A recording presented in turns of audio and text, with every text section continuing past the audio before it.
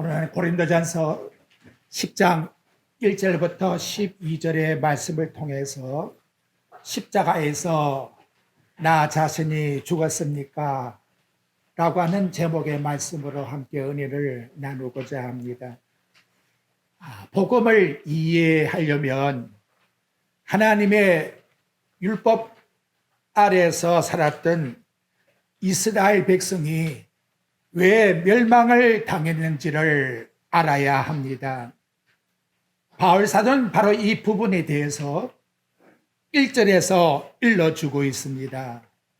형제들아, 나는 너희가 알지 못하기를 원하지 아니하노니 부정했으니까 강력하게 긍정 꼭 알아야 된다 하는 말씀이지요. 현대의 성경을 보게 되면 사랑하는 형제들아, 옛날 우리 조상들이 광야에서 겪은 일을 잊지 말아라, 잊지 마십시오, 이렇게 기록되어 있습니다. 모세의 인도를 따라 출애굽한 이스라엘 백성들, 이들은 다 구름 아래에 있고 바다 가운데 지났다라고 하였습니다. 즉 하나님께서 저들에게 구름을 보내어 모든 사람이 안전하게 바다를 건너갈 수 있도록 인도를 해 주셨다는 의미예요. 그리고 사도 바울은 이처럼 이스라엘 백성이 홍해 바다를 건너왔다 하는 그 사건을 영적인 의미에서 2절에 보게 되면 하반절에 세례를 받고, 그래서 세례 사건이 이스라엘 백성이 홍해 바다를 건넌 사건이라고 말하고 있습니다. 이어서 3절과 4절에 보게 되면 이들이 광야에 나와서 다 같은 신령한 음식을 먹었다, 다 같은 신령한 음료를 마셨다. 근데 그 신령한 음료를 마신 반석에서 나온 그 물이 곧 반석이 예수 그리스도이시다 하는 것을 일러주고 있다는 것이지요. 여기 신령이라고 하는 말의 내용의 단어가 무려 3번씩이나 나타나고 있습니다. 이 푸뉴마티코스라고 하는 단어는 영적인 그런 의미를 말해주고 있어요. 그래서 그 모든 것은 단순히 떡을 주고 단순히 물을 준 것이 아니라 영적으로 바로 그리스도를 나타내주고 있다 하는 것을 고린도 교인들에게 일러주고 있는 것이지요.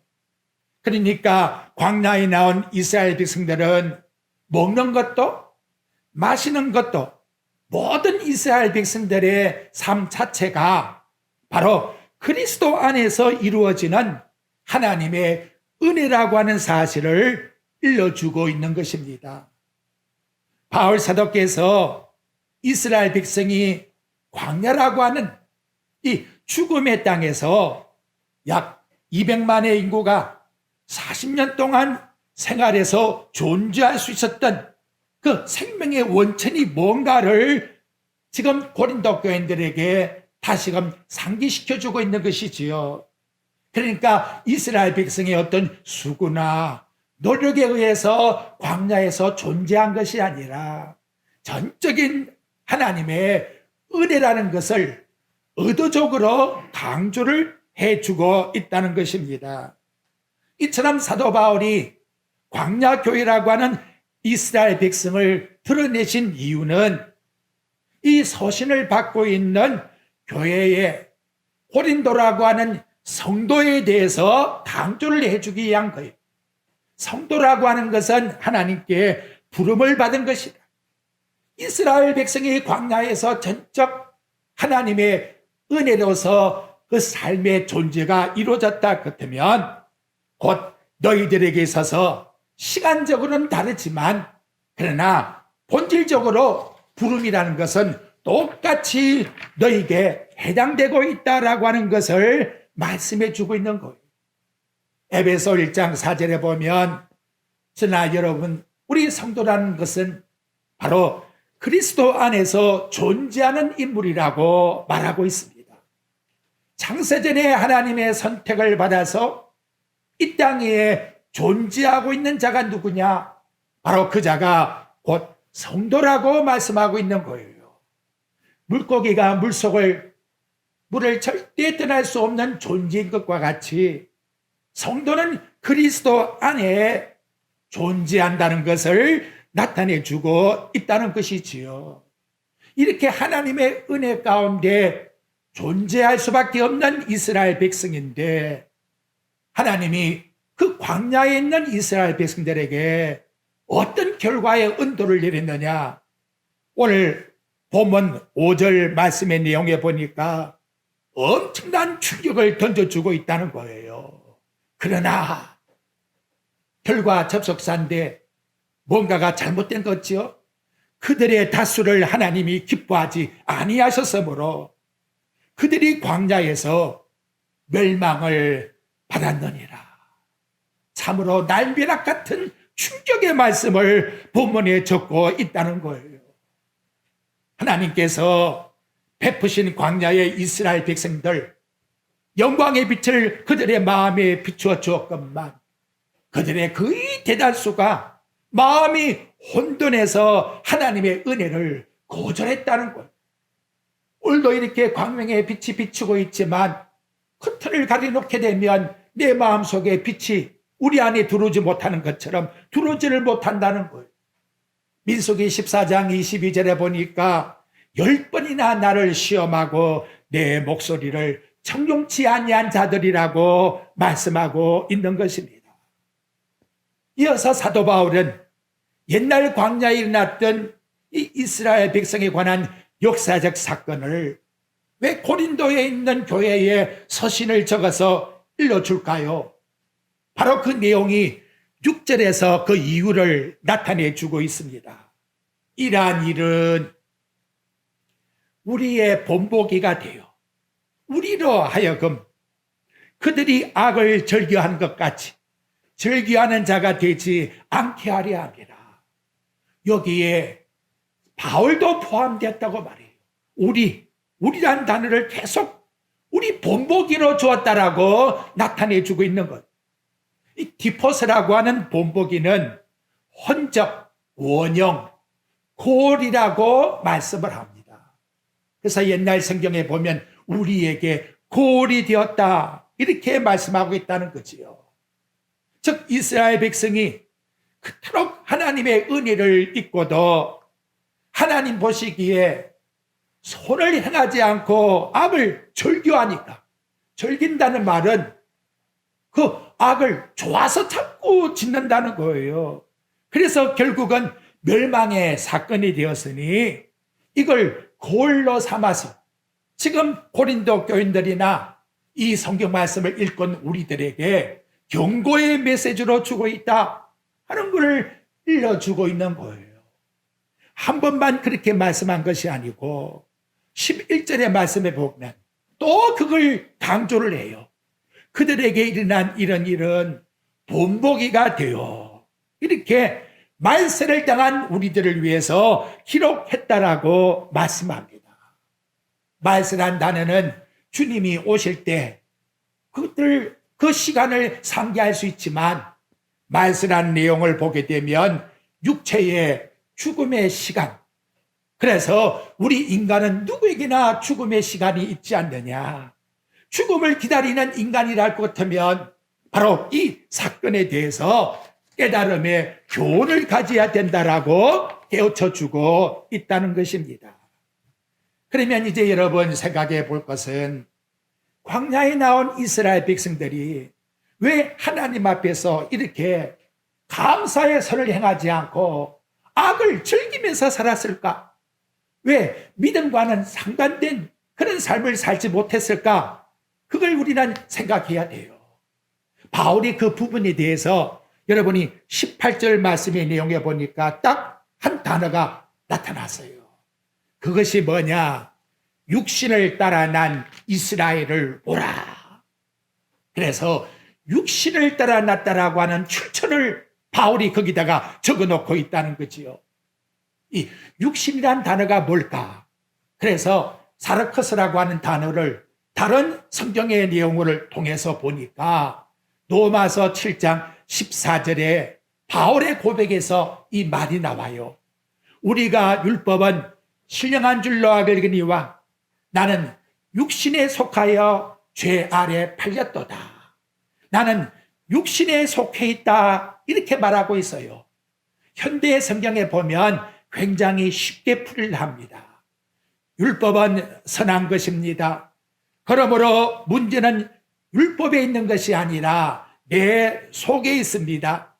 나는 죄라는 주인에게 노예로 팔렸기 때문입니다. 죄라고 하는 주인에게 노예로 팔려있는 그 상태, 바로 그 상태에서 나타나는 모습이 뭐냐? 바로 육신의 모습이라고 말하고 있다는 거예요. 광야에 나온 이스라엘 백성들이 몸은 나왔어요.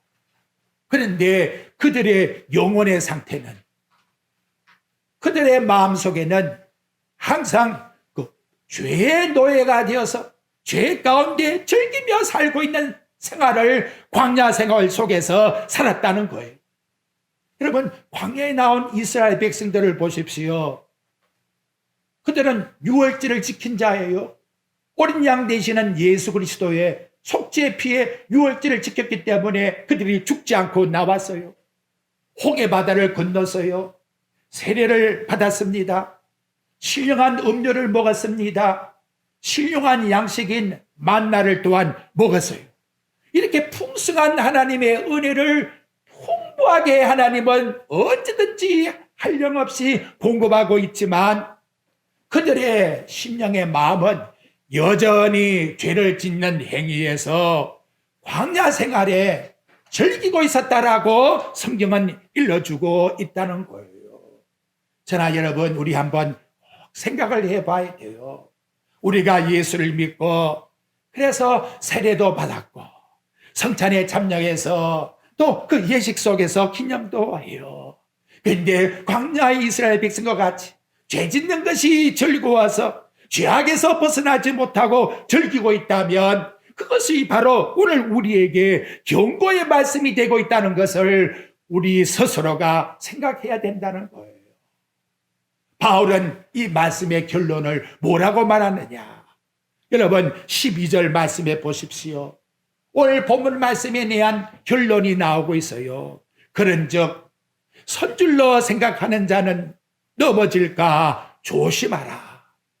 하나님께서 옛날 광야에 나온 이스라엘 백성을 구원하시고자 내려주신 그 놀라운 은혜를 피상적으로 생각하고 입술로만 하나님께 구원받았다 했지 마음의 진정 그리스도를 나의 주로 받아들여 그 안에서 은혜 속에 살지 못한다면 섰다고 생각하는 그 자만은 결국 넘어질 수밖에 없다는 것을 일러주고 있는 거예요.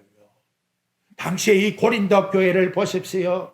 정말 풍성한 은사가 넘쳤습니다. 고린도전서 12장 9절부터 10절에 보게 되면 그들에게는 병 고치는 이적도 있었어요. 또 능력도 행했어요. 예언도 있었어요. 영들을 분별했어요. 방언도 했어요. 야, 저 사람 어떻게 저렇게 방언을 잘할까? 또 어떤 사람은 그 방언하는 것을 통역도 해주는 이런 신령한 은사가 풍성히 나타난 교회였다는 거지요. 그런데 바울의 하나님의 말씀의 내용은 그 은사를 행했다고 은사 자체가 구원받은 보장이 아니라는 거예요. 이거 정말 우리에게 무서운 충격이라는 거예요.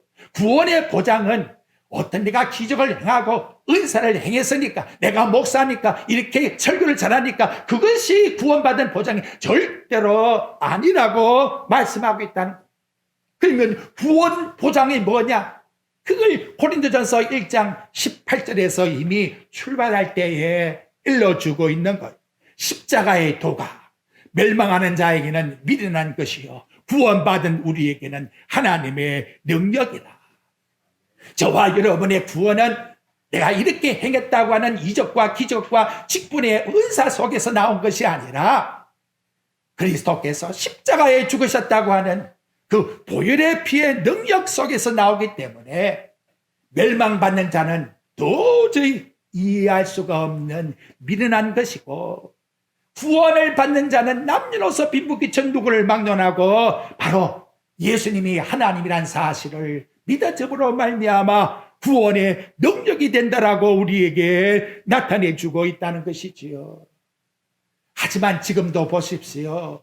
얼마나 많은 사람들이 한번 내게 오버를 하고 내가 이렇게 능력을 베푸는 사람이라고, 그것도 안 되니까 순한 방법을 가리지 않고 그냥 채미를 걸어가지고 앞에 나오래가 툭 떨어뜨려가지고 넘어뜨려 버리는, 정말로 사람을 속임수로 놓고 하나님의 십자가의 도를 가리고 있다는 것이지요. 오늘 우리는 이 말씀 속에서 구원의 원인이 어디 있는가, 그걸 분명하게 말씀 속에서 짚으셔야 합니다. 자, 그러면 광야에 나온 이스라엘 백성과 제가 그 이스라엘의 지도자였던 모세에 대한 믿음을 비교를 한번 해보았어요. 하나님은 모세를 칭찬하는데 이스라엘 백성들에게 예수는 왜 이렇게 할까?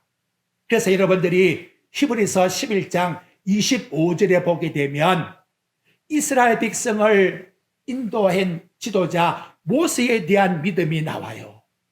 모세는 도리어 하나님 백성과 함께 고난받기를 잠시 죄악의 낙을 누리는 것보다 더 좋아하고 그리스도를 위하여 받는 수모를 애굽의 모든 보화보다 더 큰 재물로 여겼으니 이런 상주심을 바라봅니다.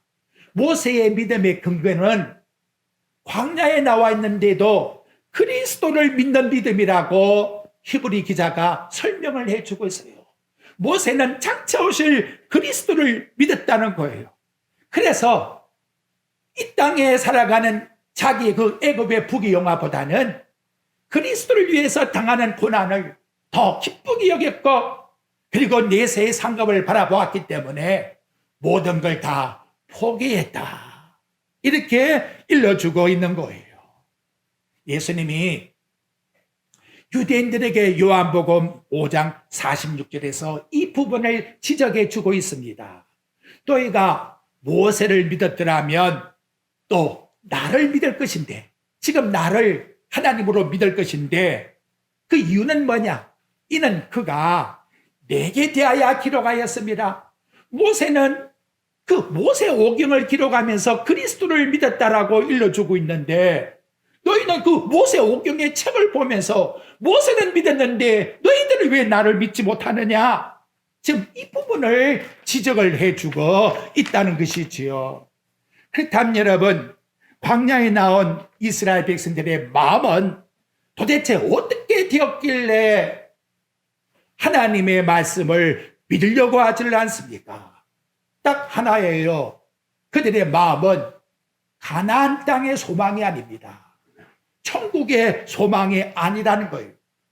이구동성으로 애굽이 그립다, 애굽으로 돌아가자, 오히려 애굽에 가서 죄짓는 생활이 이 광야에서 가나안 땅으로 가는 그 생활보다도 훨씬 더 행복하다, 그걸 외치고 있다는 거예요.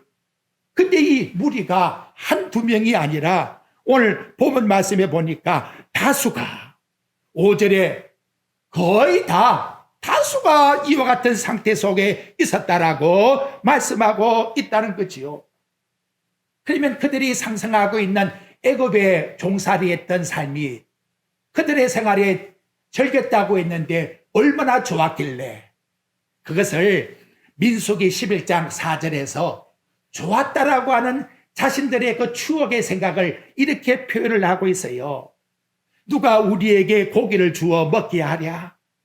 자, 애굽에 있을 때에는 어떠하냐? 값없이 생선도 먹었고 오이도 먹었고 참외도 먹었고 부추도 먹었고 마늘도 먹었고, 이게 생각이 났다는 거지요.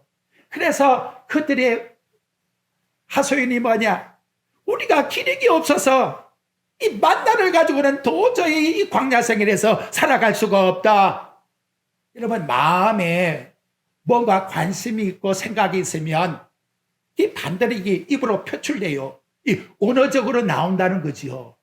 그러니까 이 이스라엘 백성들이 나오는 그 언어의 단어를 쭉 보게 되면 그들이 마음에 뭘 품었는가를 우리들에게 보여주고 있는 거예요. 하늘나라에 대한 것은 전혀 관심이 없어요. 가나안 땅에 대한 하나님이 예비한 그 부분에 대해서는 전혀 한마디도 나오지를 않고 있어요. 모든 것이 뭐냐? 내가 정욕으로 세상에서 즐거워해야 되겠는데, 그래서 나는 이 땅에서 그런 음식을 못 먹으니까 속 타 죽겠다. 지금 이런 내용을 말하고 있다는 거죠. 이스라엘 백성이 하나님이 처음에 만나를 탁 내려주니까 예수를 믿고 하나님 말씀을 받아 탁 기쁠 때에는 어떤 마음이 나왔느냐? 출애굽기 16장 31절에 보니까 만나야 만나. 근데 그 만나의 뜻에 그 맛이 얼마나 좋은가 하면 꿀 삭힌 과자 맛 같더라. 꿀 삭힌 과자를 이렇게 맛있게 주다니, 이렇게 기쁨 속으로 받아들였다는 것이지요. 근데 여러분, 이제 점점 세월이 흐르면서 내 뜻대로 안 되니까 그 다음에 나오는 풀이가 뭐냐? 성경 말씀을 처음 볼 때는 꿀 삭힌 과자 같구나. 이 성경 말씀 속에서 막 기쁨을 얻으려고 하다가 세상에 힘들고 어려움이 부닥치니까 옛날에 그 애굽에서 죄짓다가 살던 그때가 좋았는데, 그때는 돈도 많이 모았는데, 그러면서 나온 말이 뭐냐? 민수기 21장 5절 말씀에 보게 되면 이 하찮은 음식이 싫도다. 성경 말씀이 그렇게 꿀 섞인 과자 맛이 하찮은 음식으로 싹 변질되고 말았다는 거지요. 하찮은 음식이 뭐냐? 이 헬로겔이라고 하는 단어를 보게 되면 무가치한, 하찮은, 보잘것없는 이란 뜻이라. 육체의 정력과 안목의 정력과 이성의 자랑에 욕구가 점점 마음에서 솟아올라오니까 하나님 주시는 영생의 양식은 하찮아. 별거 아니라는 것이지요. 이렇게 속에서부터 뭐예요? 하나님께 대한 원망이, 한마디로 이걸 뭐라 해요? 배은망덕한 삶이 나오게 되었다는 것입니다. 결국 이스라엘 백성들의 공통점이 뭐냐? 애굽에서 구원해 주신 그 여호와 하나님을 잊어버렸어요. 홍해 바다를 육지같이 건너게 주신 그 하나님의 은혜를 원치 않고 있다는 거지요. 결국은 그들의 생각은 뭐냐? 내가 지금 이 죽음의 땅, 광야가 여러분 어떻게 살아남을 수가 있습니까? 그것도 200만의 인구가 그렇다 해도, 오늘 내가 당장 죽는다고 해도 나는 육신의 행복과 육신의 형통을 위해서 애굽으로 돌아가야 돼. 이것이 이구동성의 소리였다는 거예요. 그래서 그 결과는 뭐냐? 장차 자신이 어떻게 될 것인가는 전혀 생각하지 않았어요. 하늘나라에 하나님이 예비하신 천국에 대한 영광은 전혀 머릿속에 생각도 해보지 않았어요. 가나안 땅에 하나님이 예비해 두신 그 은혜는 전혀 생각지 않았어요. 현재 내 삶 속에서, 현재 내 육체의 것을 만족시키기 위한 이것이 안 된다고 여기에 대한 분풀이만 하고 있다는 거지. 여러분, 교회 생활에 만약 이러한 마음을 품고 있다면 세례받은 것이 무슨 가치가 있고, 성찬에 참여한 것이 무슨 가치가 있고, 내가 방언을 하고 병을 고친들 무슨 가치가 있어? 내가 목사가 된들 무슨 가치가 있나 이 말이에요. 이들의 관점은 뭐냐? 얼마나 애굽에서 더 많이 벌고, 얼마나 더 자랑하고, 얼마나 더 맛있는 걸 먹고, 얼마나 육체의 향락을 즐기는 것, 거기에만 완전히 빠져 있다는 것이지요. 어제 여러분 뉴스 봤죠? 대도 조세영 씨가 나이가 85세인데 또 감옥을 간답니다. 그분이 감옥살이를 85세에 몇 년 동안 했느냐? 무려 40년 동안 감옥 생활을 했대요. 그리고는 또 감옥에 간답니다. 근데 그분이 감옥에 가서 한때는 복음을 받아들여가지고, 참 제가 입에서 나오기가 부끄러워요. 목사가 돼요. 그리고는 목사가 되어서 선교 활동을 하는데, 선교 활동 한다고 일본에 갔다가 또 도둑질 하고는 일본 경찰에게 총에 맞아가지고는 걸려버렸어요. 두렵지 않습니까, 여러분? 목사라고 해서 이 죄를 떼낼 수가 없는 거예요. 40년 동안 감옥사로 했다고 해서 떼어낼 수가 없다는 거예요. 판사가 이번에 형을 때리면서 이런 말을 했다고 합니다. 이런 말씀을 드린다고 해서 달라질지 모르겠지만 이제 더는 죄짓지 말라. 꼭 하나님이 말씀해 주는 것 같아요. 더는 죄짓지 말라. 그런데 그게 돼요. 나이 85세에도 이게 안 되더라는 것이지요. 여러분, 우리 마음속에 가지고 있는 이 육체라고 하는 마음속에 나오는 이 힘은 누구도 끊을 수가 없다는 것이지요. 여러분, 이러한 마음을 가지고 교회 생활을 하고 있다면 결과가 여러분 어떻게 되겠습니까? 바로 그 결과가 바로 고린도 교회의 모습이 되는 거예요. 당파가 생겨버렸어요. 내가 최고라고 서로가 다 자신의 파가 최고라는 거예요. 그리고 자기 은사가 최고라는 거예요. 그리고는 분쟁이 붙어버렸어요. 싸움이 일어났다는 말. 이건 여러분 성경에 말해주는 실상이에요. 오늘 저와 여러분에게도 예수 그리스도 안에서 내가 죽은 자라고 하는 존재의 고백이 나오지 않는다면 이스라엘 백성이 왜 이런 말이 나오고 있습니까? 광야라고 하는 이 자체에서 나는 죽은 자라고 하는 고백이 나오지 않았기 때문에 이러한 현상이 일어나고 있다는 것이죠. 현재 우리의 삶이 광야같이 죽을 땅이라고 해도 그래도 나는 내 멋을 한번 드러내야 되겠다고 내 자랑이 나온다면 결코 내가 가지고 있는 이 죄악의 습관은 끊을 수 없고 없앨 수가 없다는 것을 나타내주고 있다는 것입니다. 그러므로 진정한 은혜가 무엇일까요? 나는 광야에서 죽은 자와 같다. 그걸 이스라엘 백성이 고백해야 될 텐데 오늘 저와 여러분도 바울의 고백같이 나는 십자가에 매일 죽노라. 여러분, 예수 그리스도가 나를 위해서 십자가에 죽었다라는 사실을 믿는 것으로 끝나면 안 돼요. 그분이 죽었기 때문에 나도 십자가에 죽은 자라. 이미 2000년 전에 갈보리상에서 죽은 자라. 그걸 내 자신이 고백하지 않게 되면 결과에 가서는 내 것이 나온다는 거예요. 목사님, 그런데 왜 어떤 사람이 저렇게 신앙생활을 잘하다가 왜 교회를 또 안 나오고 있습니까? 처음에는 순수했는데 나중에 좀 마음이 변해서 그럴까요? 여러분, 하나님 앞에서 거듭나지 않게 되면 반드시 본질은 나온다는 거지요. 그래서 오늘 우리 교동문 봤잖아요. 하늘나라에 들어가려면 누구를 막론하고 거듭나야 되느니라. 에레미야가 얼마나 속이 탔으면 거듭나지 않게 되면 반드시 죄의 본질은 나온다. 그 죄의 본질이 무엇과 같느냐? 표범의 반점이 없어지지 않는 것과 같다. 후소인의 피부가 검지 않느냐? 그게 변하지 않는 것과 같은 바로 그런 존재라고 말해주고 있다는 것이지요. 어떤 죄인이라 할지라도 죄인을 용접하기 위해 오신 그 예수님 앞에 나는 죄인입니다. 그래서 죄인의 친구가 되는 예수님을 나의 주님으로 받아들이지 아니하면 세상의 어떤 방식도 나는 변화될 수가 없다는 것을 말해주고 있다는 거예요. 그 표출된 네 가지의 죄악의 특징이 뭐냐? 그걸 차근차근 이제 7절 말씀부터 일러주는 거예요. 간략해서 말씀드리면 첫째가 뭐지요? 그들 가운데 어떤 자와 같이 너희는 우상 숭배하는 자가 되지 말라. 참 이상하지요. 인간은 누구나 다 신을 가지게 돼 있어요. 그런데 하나님을 섬기는 이 하나님께 대한 믿음이 만족하지 못하게 되면 전에도 말씀했습니다만은 낮에 예배드리고 내려가다가 무당집에 가서 점치고 간다는 거예요. 그 왜 그렇습니까? 전적 하나님께 내가 죽은 자여 그분이 나의 주님이 되신다고 하는 주인의 고백을 하지 못하기 때문에 바로 그 내용이 출애굽기 32장 1절부터 6절의 말씀 속에서 쭉 나타나고 있는데 무서운 것은 여러분 출애굽기에 나오는 이스라엘 백성의 문제가 아니에요. 여러분 지금 보고 있는 이 고린도 교회의 18절 말씀에 한번 보십시오. 이들도 지금 이렇게 하고 있었다는 거예요.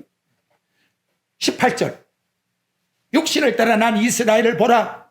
제물을 먹는 자들이 제단에 참여하는 자들이 아니냐. 그런즉 내가 무엇을 말하리요. 우상 제물은 무엇이고 우상은 뭐냐? 무릇 이방인이 제사하는 것은 귀신에게 하는 것이요 하나님께 제사하는 것이 아니니 나는 너희가 귀신과 교제하는 자가 되기를 원치 아니하노라. 우상 섬기는 자 그 자리 앞에서 함께 먹고 마시면 우상 섬기는 사람과 똑같다는 거예요. 그런데 이러한 삶의 형태가 고린도 교인들도 여전히 있었다는 거예요. 그래서 이 부분에 대해서 지적을 해주고 있습니다. 하나님을 섬겼는데 왜 사울이 마지막은 엔돌 무당을 찾아갔다가 죽죠? 이유가 뭐냐 그 말이에요. 본질적 하나님께 대한 고백이 안 되면 결과에 가서는 하나님을 저버리면 우상을 섬기게 되어 있다는 걸 원리로 말씀해 주고 있는 거예요. 두 번째 나타나는 것이 뭐예요? 8절 보십시오. 그들이 어떤 사람들이 음행하다가 하루 23,000명이 죽었다.